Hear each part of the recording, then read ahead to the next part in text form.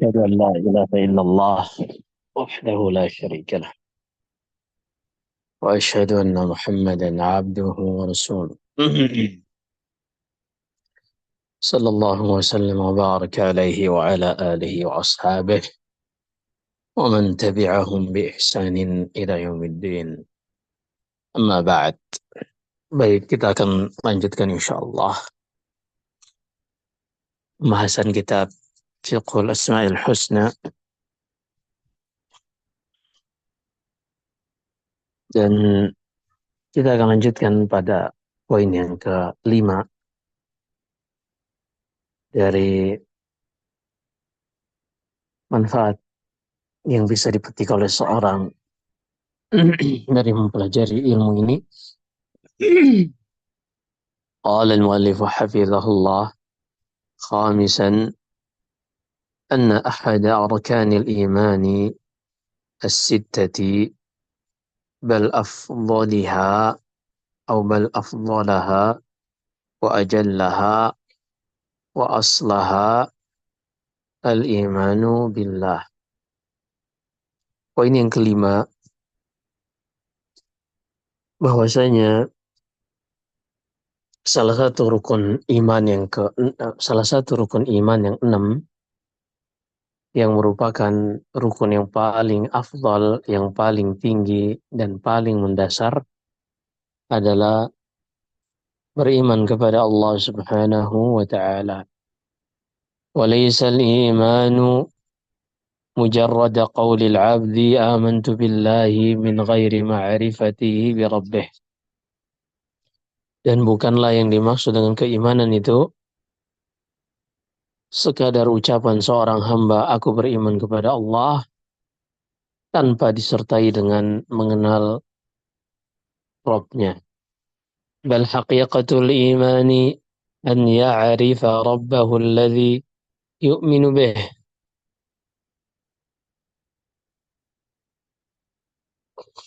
Sebaliknya, konsekuensi dari keimanan itu adalah tatkala seorang hamba mengenal Allah Subhanahu wa ta'ala yang ia imani, wa yabdhulu wa yabdhula juhdahu fi ma'rifati asma'i wa sifatihi hatta yablugha darajatal yaqin.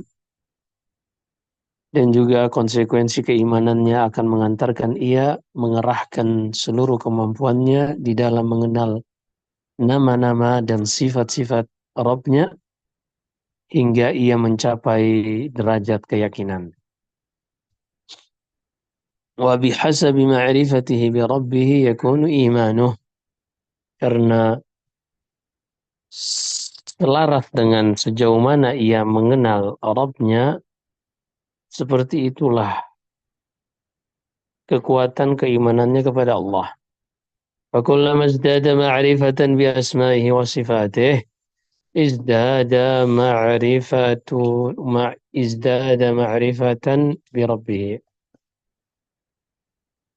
Setiap kali ia semakin mengenal Allah Subhanahu wa ta'ala dengan nama-nama dan sifat-sifatnya,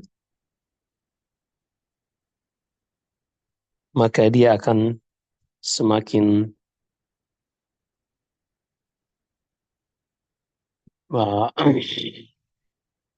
semakin bertambah keimanannya. Wa kullama naqas, dan setiap kali pengenalannya terhadap Allah Subhanahu wa ta'ala berkurang atau tidak mencapai yang disebutkan tadi, maka sekadar itulah keimanannya kepada Allah Subhanahu wa ta'ala. Faman 'arafa Allah 'arafa ma siwahu wa man jahila bihi fahuwa lima siwahu ajhal. Karena siapa saja yang mengenal Allah, dia akan mengenal lebih banyak selain Allah Subhanahu wa ta'ala. Dan siapa saja yang tidak mengenal Allah, maka dia akan lebih tidak mengenal lagi yang selainnya. Qala ta'ala, وَلَا تَكُونُوا كَالَّذِينَ نَسُوا اللَّهَ فَأَنْسَاهُمْ أَنْفُسَهُمْ أُولَئِكَ هُمُ الْفَاسِقُونَ. Allah berfirman, Dan janganlah kalian menjadi seperti orang-orang yang melupakan Allah. Sebagai balasannya Allah membuat mereka melupakan diri-diri mereka sendiri, dan mereka itulah orang-orang yang fasik.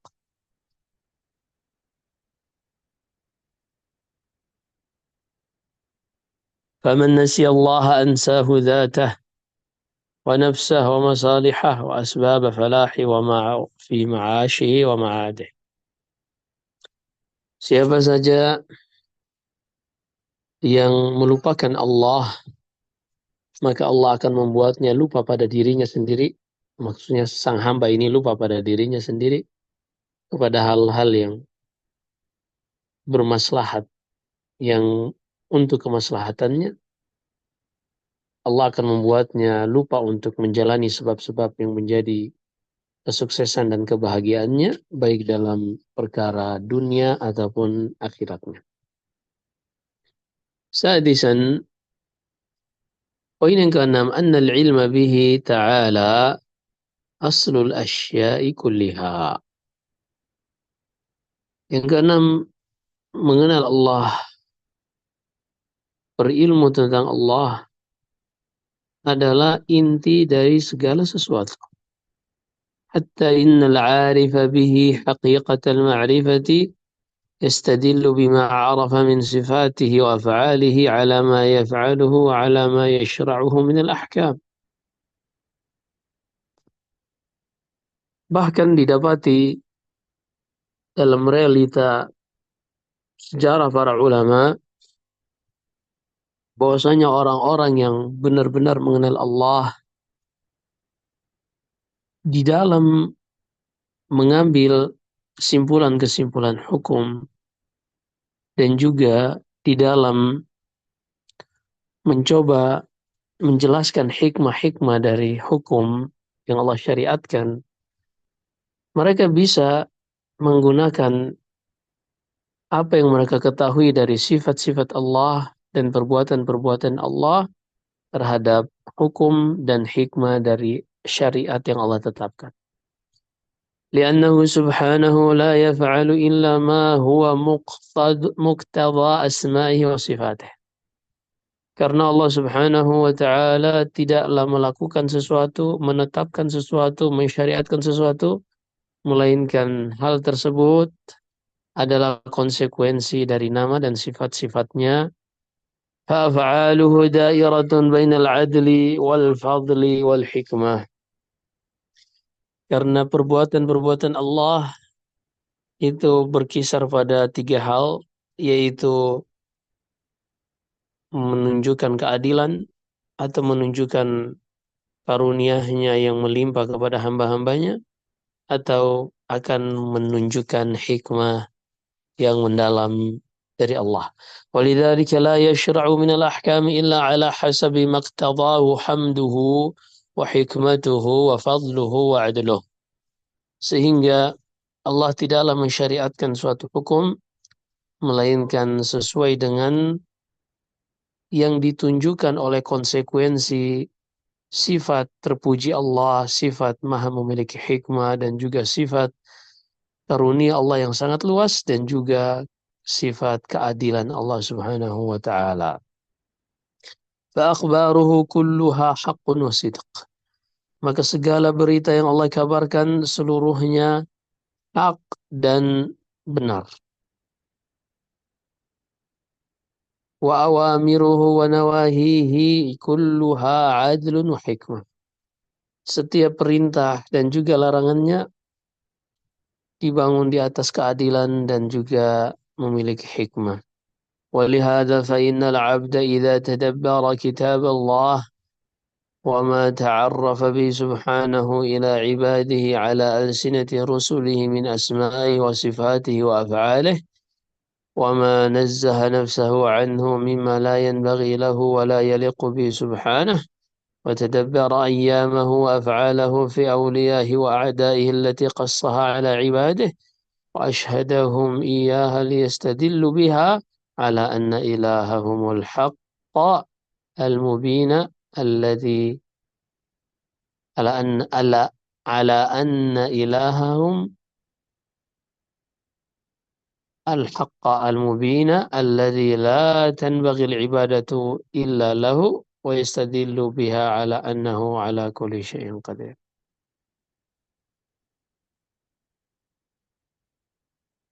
Baik. Ini kita baca panjang karena memang nyambung. Kata Allah, kata penulis, semoga Allah menjaganya. Maka jika seorang hamba fali wali hadza, kita mulai dari ini, saya baru tahu kemarin kalau uh, ini ada yang ngikutin ya, masya Allah. Barakallahu fiik. Dengan buku terjemahan itu luar biasa tuh. Itu berita gembira. Iya. Kita mulai dari sini. Fa'innal abda.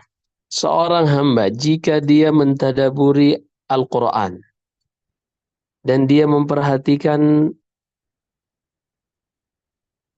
sifat-sifat Allah yang ia perkenalkan dirinya kepada hambanya melalui lisan-lisan para rasulnya.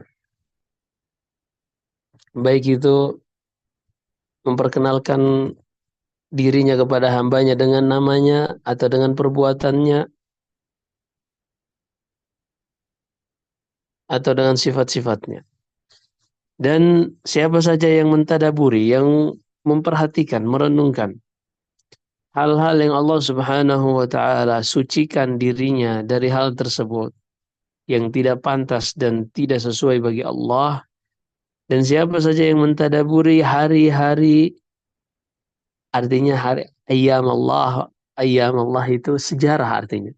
Artinya sejarah yang sudah terjadi pada umat-umat terdahulu dan bagaimana Allah Subhanahu wa taala memberikan balasan di dunia bagi para nabi dan rasul serta pengikutnya dan bagi para yang menyelisihi rasul. Seperti misalnya Allah menenggelamkan Firaun, membinasakan kaum Nabi Lut, itu namanya ayyam Allah.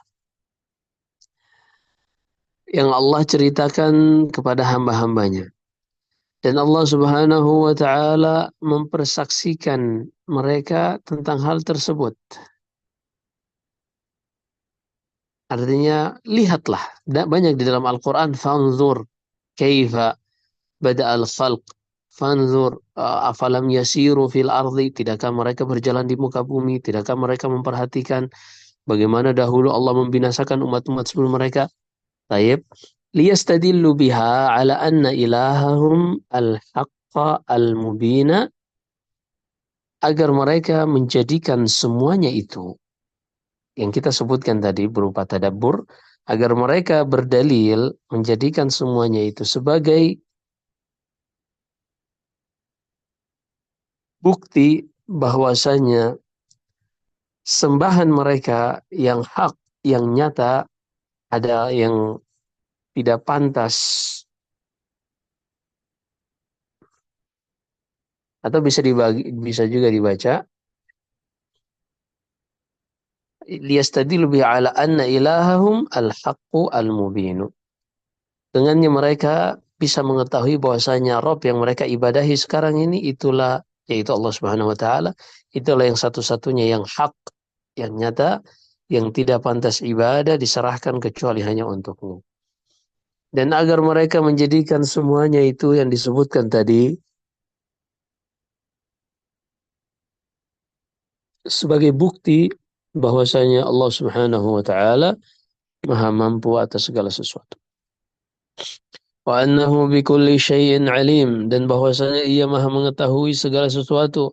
Wa annahu syadidul iqabi wa annahu ghafurur rahim. Dengannya ia mengetahui bahwasanya Allah Maha pedih azabnya dan Allah Maha pengampun lagi Maha penyayang.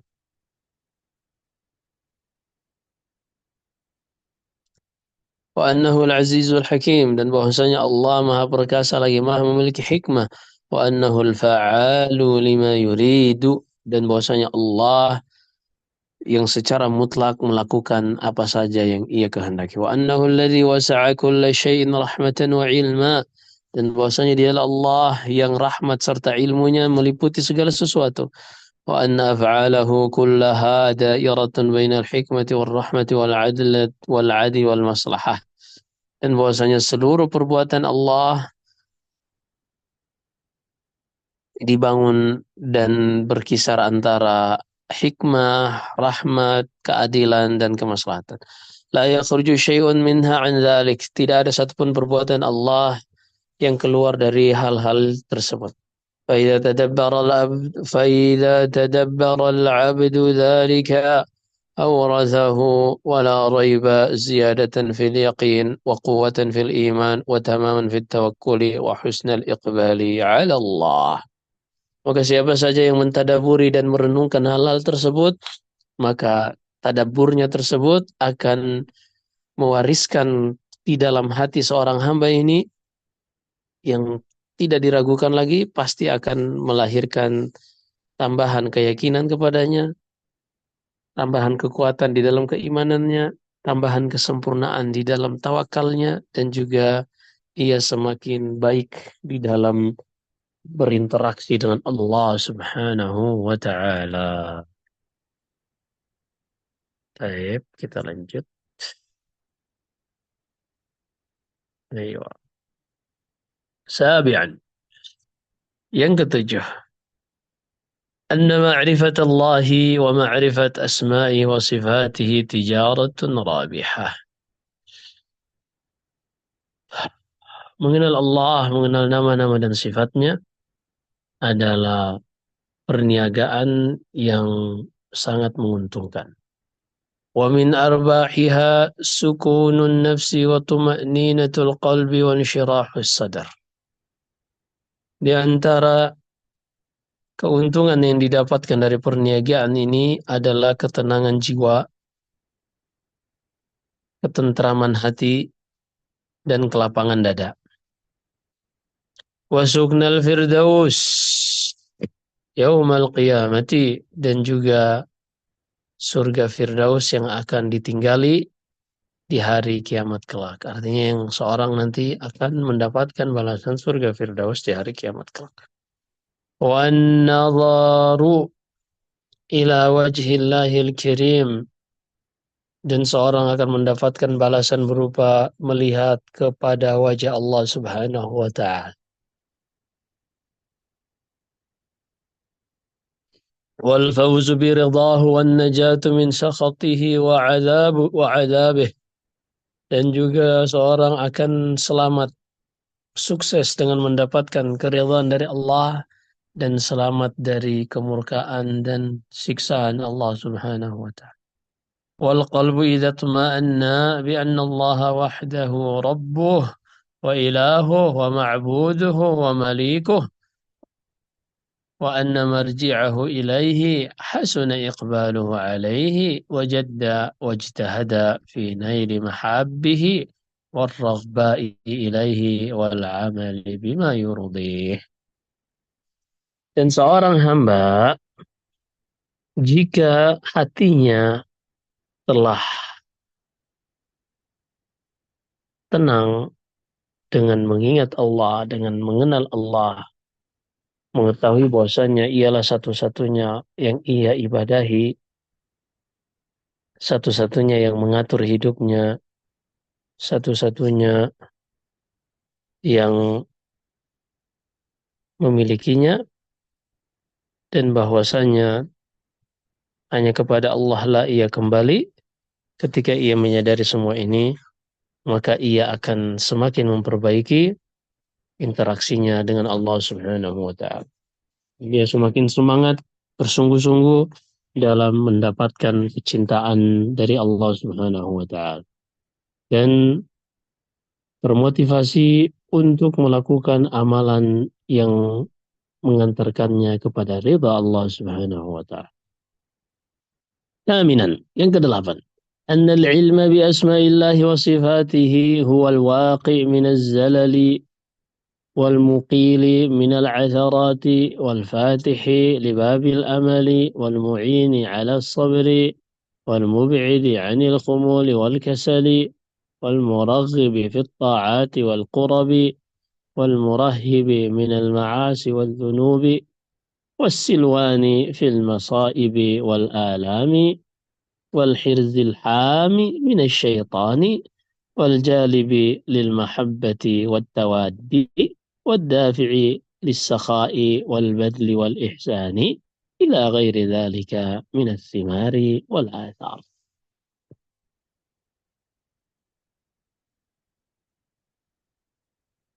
Kata beliau hafizahullah, yang kedelapan,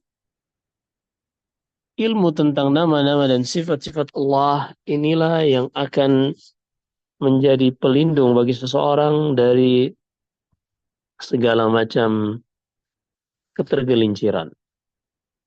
Kalaupun ia terjatuh ke dalam kesalahan, maka mengenal Allah ini yang akan membantunya untuk segera melakukan hal-hal yang bisa menghapus kesalahannya. Mengenal nama-nama Allah dan sifat-sifatnya juga sebagai kunci yang membuka pintu harapan bagi seorang hamba yang akan menolong untuk tetap bersabar, yang membantu seorang untuk tetap bersabar, yang menjauhkan seseorang dari sifat malas dalam beribadah, kemudian yang akan memotivasi seorang di dalam melakukan ketaatan dan berbagai macam uh, bentuk-bentuk ketaatan, al-qurab, bentuk-bentuk ibadah yang akan memperingatkan seorang, membuatnya takut dari melakukan maksiat dan dosa, yang akan menghibur seorang di dalam menghadapi musibah dan uh, perihnya ujian, yang akan melindungi seseorang dari syaitan, yang akan mewariskan kepada hati seorang kecintaan, dan juga yang akan mendorong seseorang untuk menjadi dermawan, rajin bersedekah, dan juga berbuat kebaikan. Juga banyak hal-hal yang lain yang akan seorang hamba termotivasi untuk melakukan kebaikan atau diperingatkan dari melakukan keburukan. فهذه جملة من الأسباب العظيمة الدالة على فضل العلم بأسمائه وصفاته وشدة حاجة العباد إليه. Dan ini semua adalah sebab-sebab yang sangat besar yang menunjukkan akan keutamaan mengenal nama-nama Allah, sifat-sifatnya, dan betapa butuhnya manusia kepada hal ini. بل ليس هناك حاجة أعظم من حاجة العباد إلى معرفة ربهم وخالقهم ومليكهم ومدبر شؤونهم ومقدر أرزاقهم الذي لا غنى لهم عنه طرفة عين إلى آخره.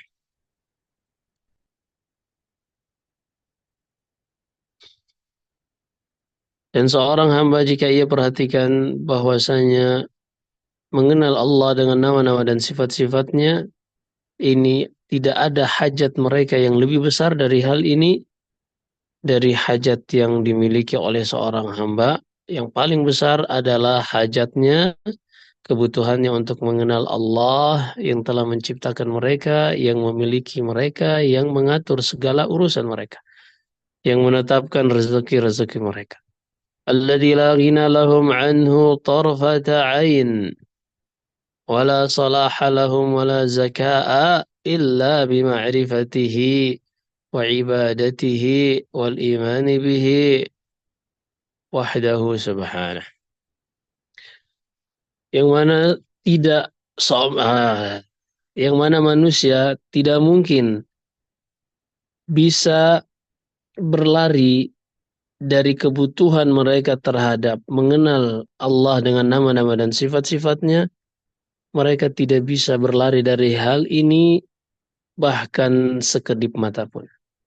Dan tidak mungkin mereka bisa mendapatkan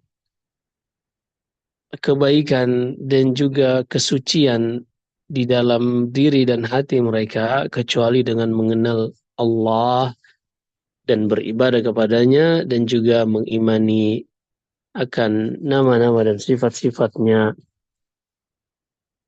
ولهذا فإن حظ العبد من الصلاح واستحقاقه أو استحقاقه من المدح والثناء إنما يكون بحسب معرفته بربه سبحانه.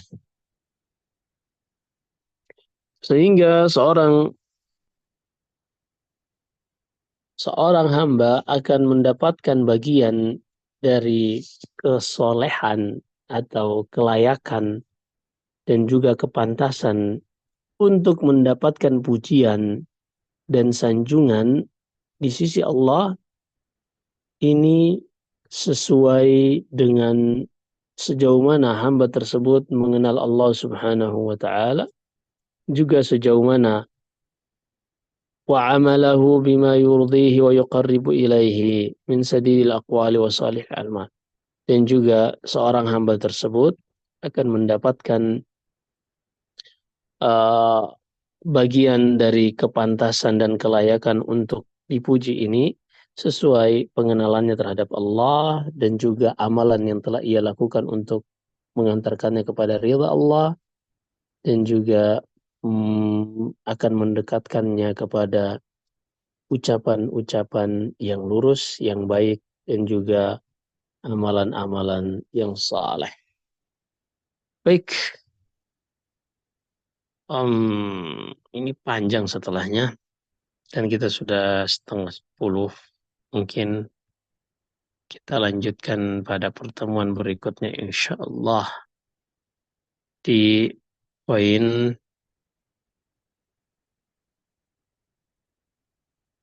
6. Baik, silakan kalau misalnya ada pertanyaan tentang apa yang kita sudah bahas atau mungkin permasalahan-permasalahan yang lain. Ya, baik. Jazakumullah khair Ustadz untuk materinya. Ya, Afwan, ini ada pertanyaan mendesak Ustadz, jadi ini di luar tema saya dulukan. Bismillah, Assalamualaikum warahmatullahi wabarakatuh. Ini pertanyaan urgent Ustadz. Mau bertanya, saya kurang paham masalah KB. Kalau implan pada tubuh mayat, apakah harus dibuka? KB implannya di lengan dalam. Ini mayat tiba-tiba meninggal dan keluarga beliau minta dibuka. Jadi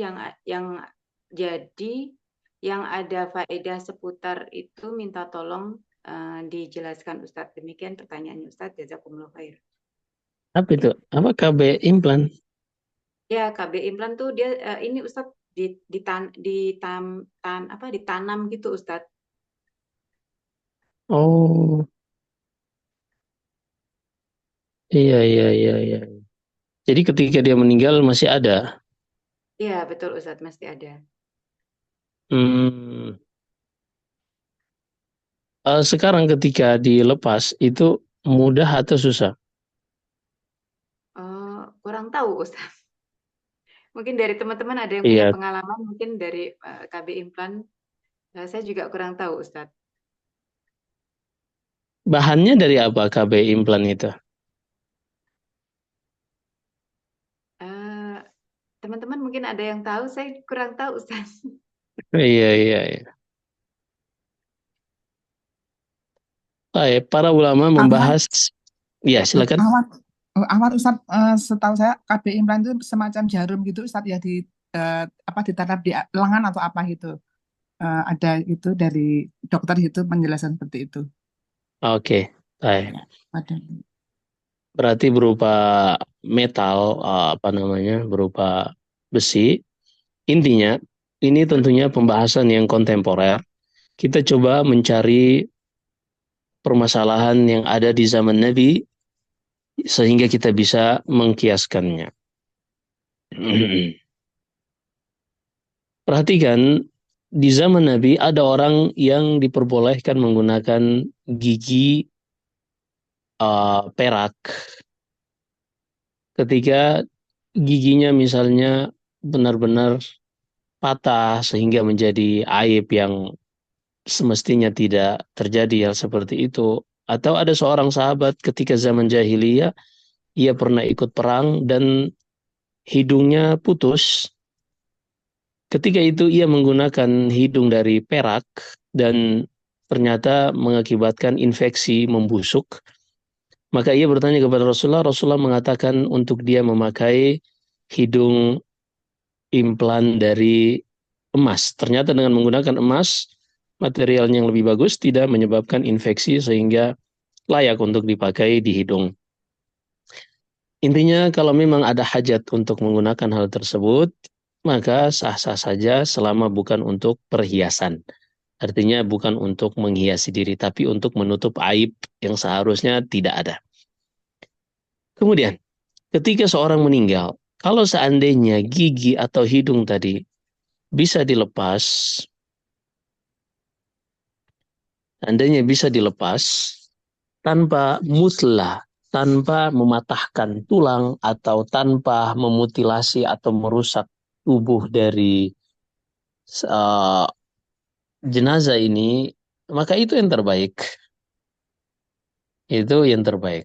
Tapi kalau seandainya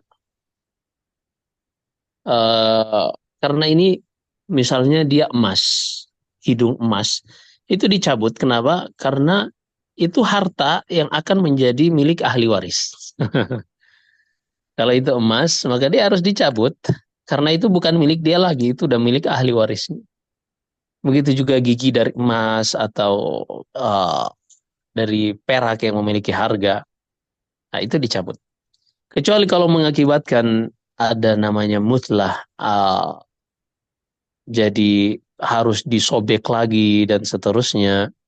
Dan apalagi kalau itu bukan berharga, artinya nggak ada yang nyariin dari ahli warisnya, maka membiarkannya seperti itu tanpa menyakiti jenazah, karena menyakiti jenazah mematahkan tulangnya yang sudah meninggal sama dengan ketika dia masih hidup.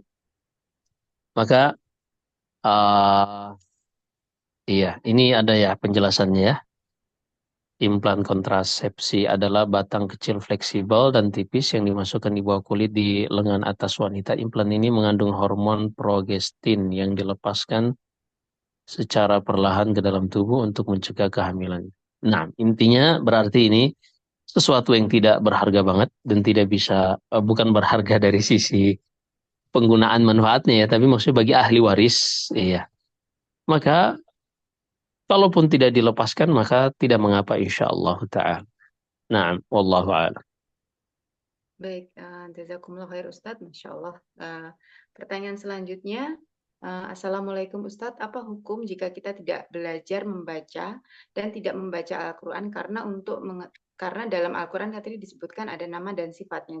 Jadi ketika kita tidak belajar membaca Al-Quran, kita tidak mengetahui nama dan sifat Allah yang ada di dalam Al-Quran. Mungkin maksudnya seperti itu. Mohon penjelasannya Ustadz. Nggak paham pertanyaannya, Bu. Oh, ya, jadi intinya mungkin ini tidak belajar membaca Al-Quran kan karena tadi disebutkan di dalam Al-Quran banyak nama dan sifat Allah yang disebutkan di dalam Al-Quran. Tetapi orang ini mungkin tidak bisa membaca gitu dan tidak belajar untuk membaca Al-Quran, jadi tidak tahu tentang nama dan sifat Allah di dalam Al-Quran. Kalau seperti itu bagaimana hukumnya Ustaz? Nah, seyogianya seorang muslimah dia setiap hari harus memiliki waktu untuk membaca Al-Quran, kemudian mencoba mengetahui maknanya walaupun dari terjemahan. Itu idealnya kadar paling minimal kita mensyukuri nikmat yang Allah sudah berikan kepada kita berupa kehidupan. Iya, karena hidup kita ini adalah milik Allah. Kita bukan disuruh untuk hanya makan, minum, bersenang-senang, enggak. Kita ini Allah ciptakan untuk mengabdikan diri kepada Allah, tapi juga Allah masih kasih kesempatan kepada kita untuk bersenang-senang. Enggak apa-apa, yang penting tidak melupakan kewajiban kita yang harus kita tunaikan kepada Allah Subhanahu wa taala. Maka seorang muslimah hendaknya dia memiliki waktu membaca Al-Qur'an. Kalaupun mungkin dia susah membaca Al-Quran atau dia nggak paham maknanya, dia bisa belajar kitab-kitab seperti kitab Fiqh Asma'il Husna ini. Sudah ada yang terjemahkan, alhamdulillah. Dia membaca dari itu pun sambil terus belajar baca Al-Quran, maka ini yang lebih baik. Demikian Allah. Ya, baik. Dari teman-teman mungkin ada yang ingin bertanya kepada Ustadz secara langsung. Dipersilahkan sebelum Ana bacakan yang pertanyaan yang sudah masuk. Mungkin jika ada yang ingin bertanya kepada Ustadz, dipersilahkan dibuka mic-nya. Ya, baik. Jika tidak ada, Ana izin membacakan pertanyaan Ustadz. Bismillah. Afwan Ustadz, Ana izin bertanya. Sebelumnya Afwan Ustadz karena penjelasannya Ana lumayan panjang. Beberapa bulan yang lalu, Ana melakukan donor darah qadarullah. Pada saat screening ada salah satu item pemeriksaan yang reaktif, tapi tidak analis. Tapi kata analisnya kata analisnya buram atau tidak jelas. Saat bertemu dari dokter patologi kliniknya, dokter sarankan untuk melakukan pemeriksaan lebih lanjut untuk memperjelas apakah memang pemeriksaan tersebut positif atau hanya pengaruh error dari alat tersebut. Lalu Ana melakukan pemeriksaan yang dianjurkan. Namun sebelum melakukan pemeriksaan, Ana berjanji dalam hati jika hasilnya negatif, insya Allah Ana akan jadi donor aktif. Alhamdulillah hasilnya sudah keluar hari ini dan alhamdulillah hasilnya negatif. Afwan Ustadz, apakah janji Ana itu termasuk nazar?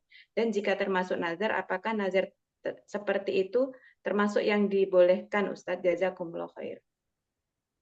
Nah, itu bentuknya nazar. Kalau Allah seperti memberikan aku seperti ini, aku akan melakukan seperti ini, itu nazar. Itu nazar yang harus ditunaikan. Nazarnya tadi berarti donor darah ya? Iya Ustadz. Iya. Maka dia menunaikan donor darah dan para ulama sudah membahas tentang donor darah. Jika memang dia bisa menolong orang lain, maka tidak mengapa, tapi tidak boleh dia mengambil dari serupiah pun, sekecil apapun dari hasil donor darahnya ini. Karena haram hukumnya menjual darah. Innama harrama alaikumul maitata waddama walahmal khinsir. Allah mengharamkan bagi kalian untuk bangkai, kemudian darah dan juga daging babi. Dan segala sesuatu yang sudah diharamkan untuk dimakan, maka dijualnya pun ini menjadi haram. Ya, termasuk hati-hati kalau misalnya ada biasanya diberi suplemen atau diberi apa setelah donor darah, ini dilihat lagi jangan sampai itu bentuknya akad karena darah ini, maka hendaknya seorang muslim kalau dia nggak butuh-butuh banget, maka dia nggak usah ambil. Seperti itu, wallahu a'lam. Ya, baik. Jazakumullah khair Ustadz.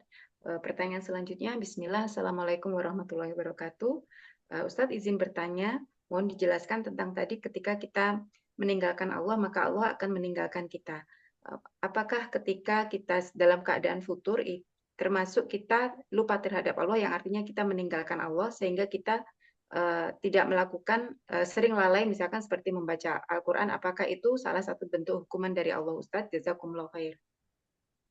Nah, sebutkan para ahli tafsir seperti As-Sa'di dalam Taisirul Karimir Rahman dan selainnya, fa'ansahum anfusahum, Allah membuat mereka, orang-orang yang lupa kepadanya, lupa terhadap apa yang maslahat bagi dirinya sendiri. Bahkan mereka akan dibuat untuk tidak terpikirkan melakukan amalan-amalan yang bisa mengantarkan mereka ke surga.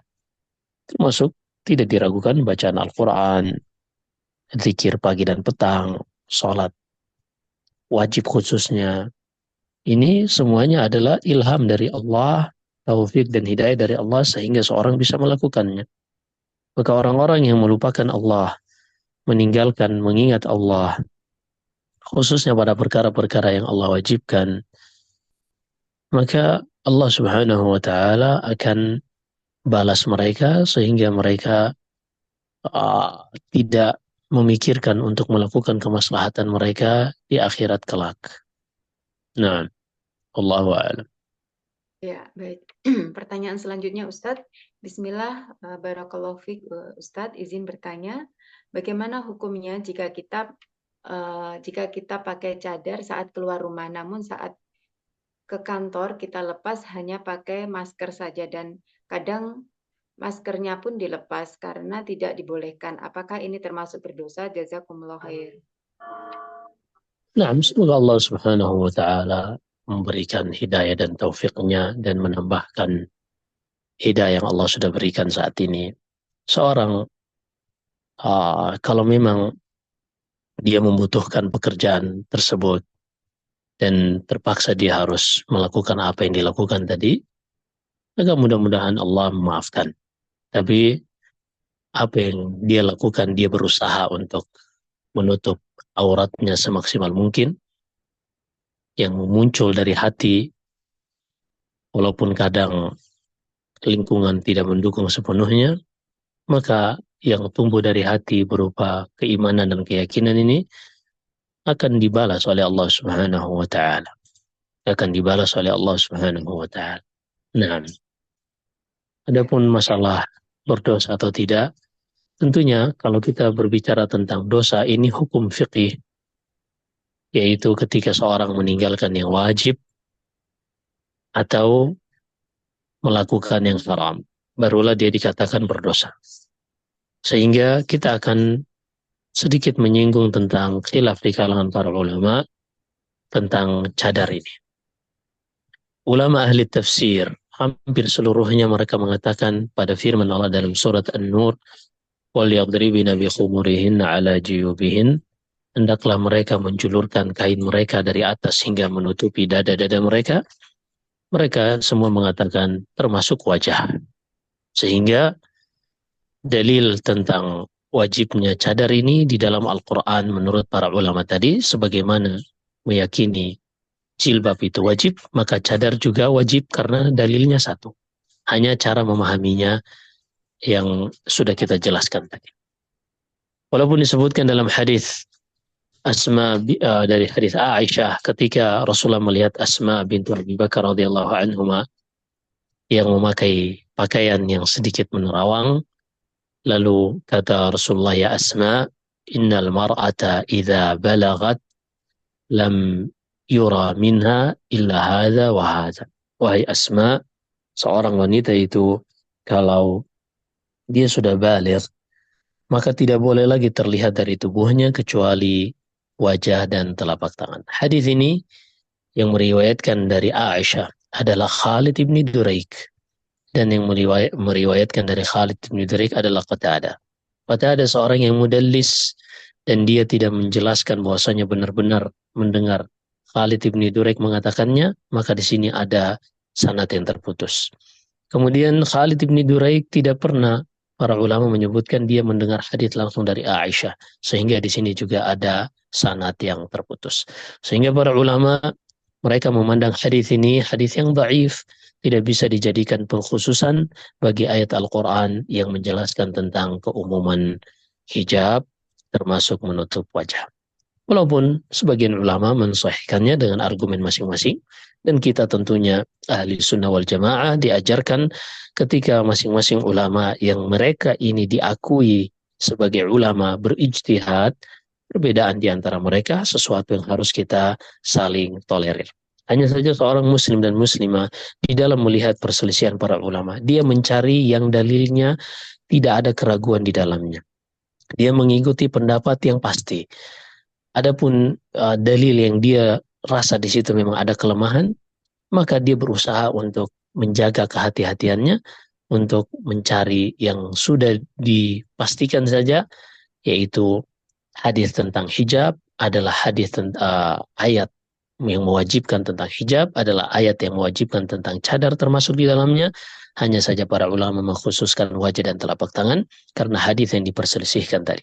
Sehingga kalau kita berbicara tentang dosa, ini perkara yang diperselisihkan para ulama, sehingga seorang mukminah, seorang muslimah, dia berusaha melakukan yang terbaik, kalaupun dia baru sanggupnya ketika di luar rumahnya saja selain di kantor, dan di kantor dia menggunakan masker, atau mungkin ketika dia menghadapi kondisi yang tidak bisa ia hindari, ia buka, maka fattaqullah, maka dia berusaha mencari yang terbaik di dalam menjalankan syariat Allah Subhanahu wa taala dengan terus berusaha.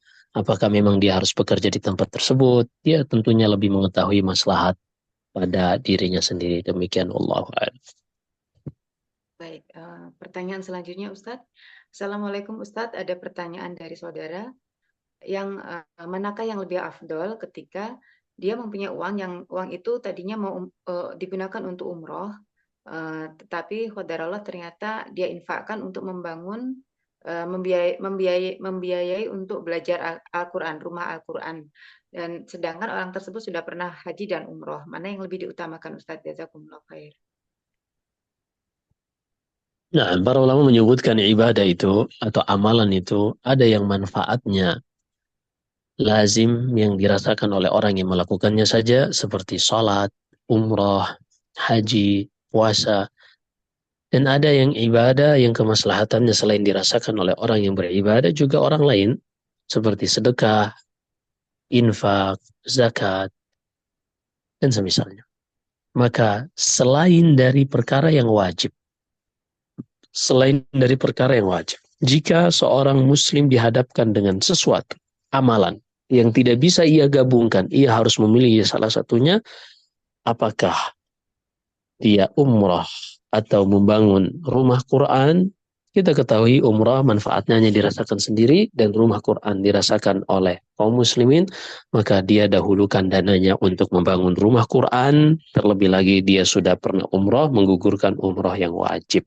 Disebutkan permasalahan ini oleh Syekh Abdul Aziz Ibni Baz rahimahullah. Demikian, wallahu a'lam. Baik, jazakumullah khair Ustadz. Dari teman-teman ada yang ingin bertanya lagi kepada Ustadz, dipersilakan. Jika ada pertanyaan, dipersilakan.